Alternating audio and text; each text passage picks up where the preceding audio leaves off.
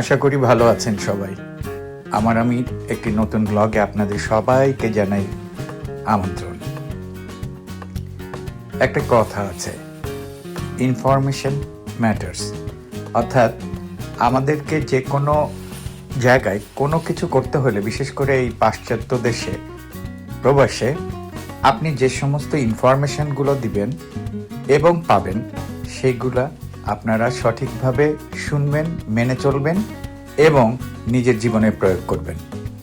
তো তখনও আমি অত এডুকেটেড না যে এখানে কি অ্যালার্ট দেয়, কি ইনফরমেশন, এই সমস্ত বিষয়ে কীভাবে সতর্কতা এরা জারি করে। তা যা হোক, এরকম একটি দিনে যেদিন অ্যালার্ম ছিল এবং অনেক অ্যালার্ট এসছিল, তা আমার ওয়াইফ আমাকে বলেছিল যে, আমি তখন আসলে লিফট চালাতাম, তা আমাকে বললো যে এখানে কিন্তু অনেকগুলো অ্যালার্ট দিয়েছে এবং অনেক জায়গাগুলো আছে সেখানে কিন্তু এরিয়া আউট অফ বাউন্ড করে ফেলছে। বড় বড় হাইওয়ে, এক্সপ্রেসওয়ে, এই সমস্ত জায়গায় কিন্তু এখন আর গাড়ি চলবে না। তা যাই হোক, আমি তার আগের দিন কিছুটা বরফ হয়েছিল। আর এখানে রাস্তা, যে সমস্ত রাস্তা, এক্সপ্রেসওয়ে, হাইওয়ে যা আছে সেগুলোর বরফ কিন্তু এখানকার নিজস্ব অ্যাডমিনিস্ট্রেশন এরা আলাদাভাবে আছে, সেই অ্যাডমিনিস্ট্রেশন এগুলো কমপ্লিট করে। তো যে কথায় বলছিলাম, তা আমি আর অতটা গ্রাহ্য করিনি কোথায় অ্যালার্ট আছে, আমিও সেগুলো আর ওই দিন দেখিনি। না দেখার পরে আমি মনে করলাম যাই সকালে একটু লিফট চালিয়ে আসি। লিফট চালিয়ে আসার পরে তারপর আমি যেটুকুন হয় কিংবা যেভাবে দেখেও আসতে পারবো যে বরফ কোথায় কোথায় বেশি পড়েছে, বাসা কোথায় কোথায় কম পড়েছে, এরকম একটা চিন্তা ভাবনা থেকে আমি সকাল 10টার দিকে লিফট চালাতে বের হলাম। তো মূলত আমি কিন্তু সকালে যখন লিফট চালাতে বেরিয়েছিলাম তখন আমি এই শহরের মধ্যেই মোটামুটিভাবে বরফ গাড়িটা চালাচ্ছিলাম। এরকমভাবে 2-3 ঘন্টা চালানোর পরে আমার একটু বিশ্রামেরও দরকার হয় এবং আমি বাসায় আসি। তো ওই সময় কিন্তু আমার ওয়াইফ বলছিল যে এখানে কিন্তু অ্যালার্ট জারি করা আছে এবং আজকে তোমার যাওয়ার কোনো দরকার নেই। তা যাই হোক, আমি আর সে কথাটা শুনি নাই। সেটা তখন 3টা থেকে 4টা বাজে। 4টার দিকে আমি জাস্ট আমার গাড়িটা নিয়ে বের হলাম। বের হওয়ার পরে ওখানেও 2-3টে ট্রিপ আমি করলাম। তখনই দেখতেছি যে একদম আকাশ কালো হয়ে গেছে, বাতাস বইছে এবং আস্তে আস্তে স্নো হচ্ছে। তো ঠিক এরকম সময় আমি একটা কল পেলাম, যে কলটা ছিল ইউনিভার্সিটি এলাকার, এবং সেখানে কলটা আমি রিসিভ করার পরে ওখানে গেলাম এবং ওখানে আমার ওই সময়ের একটা যাত্রী ছিল, একটা ছেলে। ওর বয়স বেশি হবে না, 25-26 বছরই হবে হয়তো, ইউনিভার্সিটিতেই পড়তো। তো ও আমার গাড়িতে উঠলো। তো ও আমাকে বললো, সাউথের দিকে যদি তুমি যাও তাহলে কিন্তু তুমি ইয়েতে যেতে পারবে না, এক্সপ্রেসওয়ে কিংবা হাইওয়েতে যেতে পারবে না, ওগুলো ওই সমস্ত পথগুলো এখন আউট অফ বাউন্ড করা আছে। তা বললো যে আমি তোমাকে পথ দেখা নিয়ে যাচ্ছি, তুমি ভিতর দিয়ে আমাকে যে পৌঁছায় দিয়ে আসো। তো ওই ট্যুরটা ছিল বেশ লম্বাই। তা আমি ওইখান থেকে ওর ভিতর থেকে ওর গাইড অনুযায়ী যাওয়া শুরু করলাম। যেতে যেতে দেখলাম যে আরো অন্ধকার হয়ে আসছে, বরফ পড়ার তীব্রতাটা বাড়ছে, বাতাস ওইভাবেই বয়ে যাচ্ছে। তো ও কিছু দূর যাওয়ার পরে মোটামুটি আমাকে সাউথের একটা জায়গায় আসার পরে ও বললো, আমি আর যাব না, তুমি আমাকে এখানে নামাই দাও। তা আমি ওকে ওখানে নামিয়ে দিলাম। নামাই দেওয়ার পরে আমি বুঝতে পারছি যে আসলে ভয়াবহতার দিকে আমি অগ্রসর হচ্ছি। আমি যখন আসবো তখন মনে করলাম না, আজকে আর আমি গাড়ি চালাবো না। তখন আমি চিন্তা করলাম যে আমাকে বাসায় ফিরে যেতে হবে। যেমন চিন্তা তেমন চিন্তা থেকে আমি আবার গাড়িটা ব্যাক করলাম। কিন্তু ব্যাক করে আমি দেখি যে তখন এত স্নোফল হওয়া শুরু করেছে এবং বাতাসের তীব্রতা এত বেশি, মানে আমি চিন্তা করেই কুল করতে পারছি না যে আমি এখন কোন দিকে যাব। আমি কিছুই দেখতে পাচ্ছি না, জিপিএসও কাজ করছে না সেভাবে, কারণ আমার সিগন্যাল ওখানে উইক। তারপর আমি যেদিকেই যাচ্ছি সেদিকে আমার গাড়ি কিন্তু আটকে যাচ্ছে। আমি সেখানেই বাধাগ্রস্ত হচ্ছে এবং সামনে এগোতে পারছি না। মোটামুটি একটা সার্টেন টাইম পর্যন্ত দেখলাম যে আমি গাড়ি যেদিকে যাচ্ছি সেখানে আমার গাড়িটা আটকে যাচ্ছে, বাধা পাচ্ছে।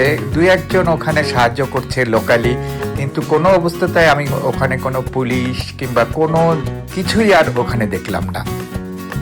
তা এর মধ্যে কিন্তু সন্ধ্যা গড়িয়ে রাতও হয়ে গেছে। ওখানে মানুষজন একটা গাড়ি 1 ফিট নিতে যে তারা ওইখানে নিতে পারছে না, এরকম একটা অবস্থা। যা হোক সেখান থেকে পার হয়ে তখন বেশ রাত হয়ে গেছে। পার হয়ে যখন আবার শুরু করলাম তখন দেখি যে একদমই আর গাড়ি চলে না, আর বিভিন্ন জায়গায় সব গাড়ি হ্যাজার্ড লাইট দিয়ে দাঁড়িয়ে আছে। তখন আমি তাড়াতাড়ি কি করব, আমি তখন তাড়াতাড়ি 911-এ ফোন করলাম। তো ওরা বললো যে you call your insurance company, তারা তোমার এটাকে টো করে নিয়ে যেতে পারে। তখন আমি আবার ইন্স্যুরেন্স কোম্পানিকে বললাম, ওরা বললো না আমাদের আজকে ওইদিকে যাওয়া যাবে না, এটা তো আউট অফ বাউন্ড। তখন আমার আর করার কিছুই নাই, আমি তখন রীতিমতন ভয় পেয়ে গেছি যে what is going to be happen with me, because there is no body. And যে তীব্রতায় বরফ পড়ছে, আস্তে আস্তে দেখি যে আমার গাড়িটা থেমে গেছে। আমার গাড়িটা থেমে যাওয়ার পরে কোথায় থেমেছে আমি কিছুই জানি না। তারপর যেটা হলো সেটা হলো যে আমি ওখানে গাড়িটা রাখলাম। একটু পরে দেখি যে আস্তে আস্তে বরফের যে হাইট সেটা হতে হতে আমার সাইলেন্সার পাইপ পর্যন্ত চলে আসছে। আমার সাইলেন্সার পাইপ যখন চলে আসছে তখন কিন্তু অটোমেটিক্যালি আমার গাড়িটা আস্তে আস্তে বন্ধ হওয়ার উপক্রম। তখন আমি ওটা বন্ধই করে দিলাম। যখন বন্ধ করে দেওয়ার পর তীব্র ঠান্ডা, কোনো কিছু দেখতে পাচ্ছি না। গাড়ির ভিতরে আমি আস্তে আস্তে বরফের উচ্চতা বাড়ছে। মনে পড়লো আমার পরিবারের মুখ, মনে পড়লো আমার মায়ের মুখ। এইভাবে প্রায় আধা ঘন্টা কেটে গেল। আধা ঘন্টা পরে দেখি যে আমার গাড়ির জানলায় কে যেন টোকা দিচ্ছে। দরজা কোনো রকম খোলার পরে দেখলাম যে একজন এসে বলছে যে তোমারকে রিকভারি করার জন্য আমরা মেসেজ পেয়েছি, তা তুমি আমার সাথে নামো। তা আমি ওর সাথে নেমে গেলাম। ওই দিন ভাগ্য এত সুপ্রসন্ন ছিল, আমার গাড়িটা যেখানে এসে থেমেছিল আমি সেখানেই পাশেই যে একটা ফায়ার সার্ভিস সিভিল ডিফেন্সের একটা ওই জায়গাটা ছিল লাকোয়ানার একটা ফায়ার স্টেশন, ওরাই এই দুর্যোগে এই কাজগুলো করে। যাই হোক আমাকে ওখান থেকে ওরা নিয়ে যাওয়ার পরে ওদের ফায়ার সার্ভিস অ্যান্ড সিভিল ডিফেন্সের উপরে আমাকে একটা রুমে নিয়ে গিয়ে দেখলাম ওখানে প্রায় 20 থেকে 25 জনেরও বেশি হবে, 30 জন মতন মানুষকে ওরা রিকভারি করেছে এবং ওখানে শেল্টারে নিয়ে আসছে। তো যাই হোক তখন বুঝলাম যে এই যাত্রায় হয়তো বেঁচে গেলাম। আল্লাহর কাছে অশেষ শুকরিয়া আদায় করলাম মানুষের দোয়া। তো ওখানে সারা রাত আমি ওখানেই থাকলাম। ওখানে পরিচয় হইলো আমার মতন আর একটা ছোট ভাই আমার দেশের, সেও ওই লিফটে লিফট চালাতে ওখানেই সেও আটকে গিয়েছিল এবং তার গাড়িতে ছিল একটা মহিলা ও তার ছোট একটা বাচ্চা। যা হোক আমরা ওই দিন সারা রাত থাকলাম, বাসায় জানিয়ে দিয়েছিলাম। তা আমার গাড়িটা যেহেতু একদমই আটকা পড়েছিল, আমি আর আমার গাড়িটা নিতে পারি নাই। যে ভাইয়ের কথা বলছিলাম, ছোট এক ভাই, সে তার দুলাভাইকে জানায় এবং একটি বড় গাড়ি নিয়ে এসে 4টার দিকে এখানে আসে, আর এসে আমাদেরকে ওর গাড়িতে করে বাসায় পৌঁছে দেয়।